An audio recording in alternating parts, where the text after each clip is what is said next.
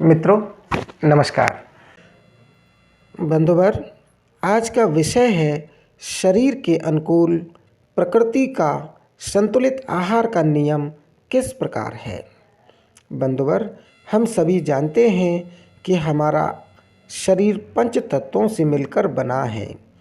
इसी पंच तत्व को हम अपने आहार के माध्यम से उपयोग करते हैं तथा शरीर छोड़ने के उपरांत हमारा शरीर इसी पंच तत्व में विलीन हो जाता है और यह पांचों तत्व मिट्टी, पानी, अग्नि, वायु और आकाश हैं। बंधुवर, हम माता से प्राप्त दुग्धपान के बाद जब बाहरी आहार पर आते हैं तो इन्हीं पंच तत्वों को आहार के माध्यम से उपयोग करते हैं, जिससे शरीर का निर्माण होता है। यह अत्यंत महत्वपूर्ण विषय है कि शरीर निर्माण के लिए किस तत्व की कितनी आवश्यकता होती है और कौन सा तत्व किस भोजन से प्राप्त करते हैं। यह हमारे ऋषि मुनियों ने हमारे हाथ के द्वारा हमें समझाया है। यह है सबसे छोटी उंगली, कनिष्ठ। इस तत्व की शरीर को सबसे कम आवश्यकता है। यह है मिट्टी तत्व और इस तत्व की प्राप्ति के साधन सभी प्रकार के अनाज व सभी प्रकार की दालें बताए गए हैं। दूसरी है अनामिका। यह कनिष्ठ से बड़ी है। इस तत्व की आवश्यकता मिट्टी तत्व से कहीं अधिक है और यह जल तत्व माना गया है और इस तत्व की प्राप्ति हम सभी प्रकार की हरी सब्जियों के माध्यम से करते हैं। तीसरी यह है मध्यमा, यानी सबसे बड़ी उंगली। इस तत्व की शरीर को सबसे अधिक आवश्यकता होती है। यह तत्व अग्नि तत्व है। इस तत्व की प्राप्ति हम सभी प्रकार के फल और सभी प्रकार के सूखे मेवों के द्वारा करते हैं। चौथा यह है तर्जनी, यानी इंडेक्स फिंगर।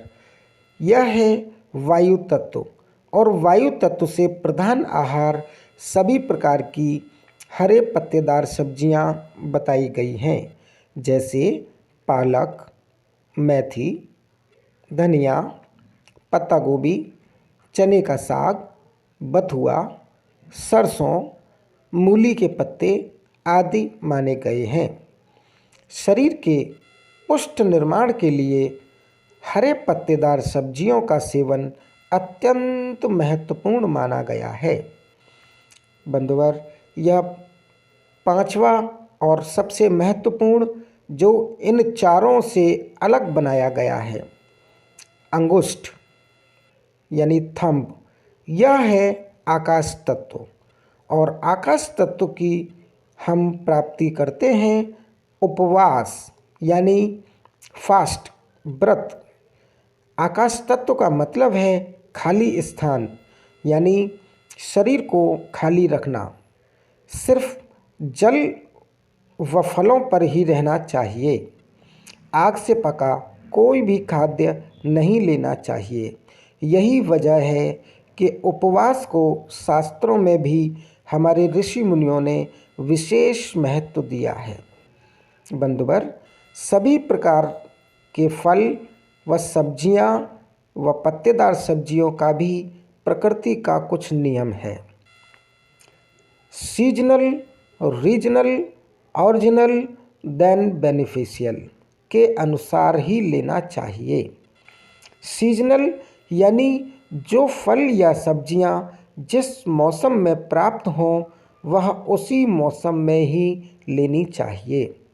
रीजनल यानी मौसम के अनुसार प्राप्त उचित कीमत पर भी मिलते हैं।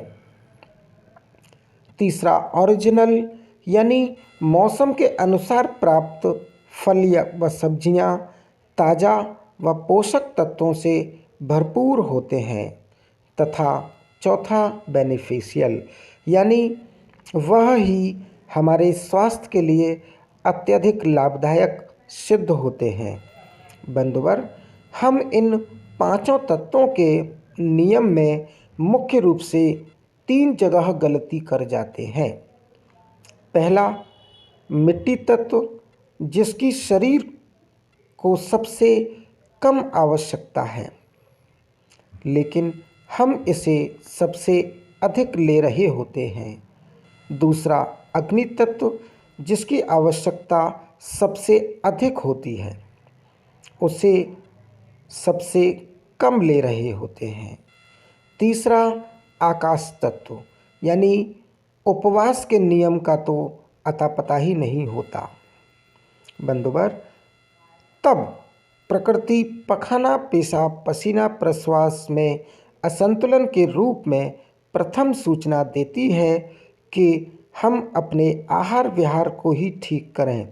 लेकिन फिर भी जब हम आहार विहार पर ध्यान नहीं दे पाते, तब प्रकृति खुद ही कुछ कम तकलीफ भरे तीव्र रोग बनाकर हमें सूचित करती है कि हम अपने आहार को ही ठीक करें, जो कि प्रकृति की द्वारा दी गई रोग की दूसरी सूचना है कि हम संभल जाएं, यानी अपने आहार विहार को संतुलित करें। बंधुवर, आज के लिए सिर्फ इतना ही। कल का विषय रहेगा तीव्र रोग के रूप में प्रकृति की दूसरी सूचना एवं उनके प्राकृतिक निवारण नियम किस प्रकार हैं। आप स्वस्थ रहें, आनंदित रहें, ऐसी हम ईश्वर से कामना करते हैं। धन्यवाद।